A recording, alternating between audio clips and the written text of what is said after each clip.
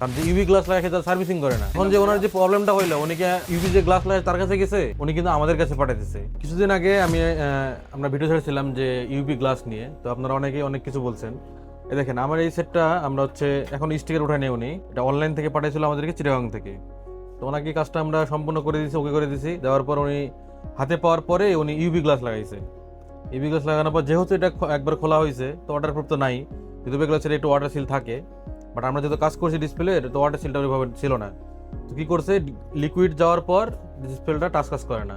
এখন আমাদেরকে পাঠাইছে, এখন দেখি যে সেটা কোনো আলোই আসে না ডিসপ্লেতে, লিকুইড লাগানোর কারণে, ইউভি গ্লাস লাগানোর কারণে। এবং লিকুইডটা এমনভাবে বাজেভাবে গেছে, পুরো ব্যাকপার্ট ট্যাকপার্ট সহ আপনার মানে হয়ে গেছে, দেখেন রং উঠে গেছে, ব্যাকপার্টের সহ এগুলো সহ চটি উঠে গেছে। মানে উনি হয়তো লাগাইতে পারে নাই, অনেক লিকুইড ঢালছে, তো ওভার লিকুইডগুলো সব দিকে চলে গেছে আর কি। তো আসলে এই জিনিসটা যখন এখন হইলো, এখন যে ডিসপ্লেটা যে নষ্ট হয়ে গেল, এটা কি আমার ক্ষতি হয়েছে নাকি কাস্টমারের ক্ষতি হয়েছে? আমার তো কোনো কিছু হয়নি। তো আমরা যে আপনাদেরকে সাবধানতার জন্য যে কথাগুলো বলি, এটা আসলে তো আমাদের কোনো লাভ নাই এখানে।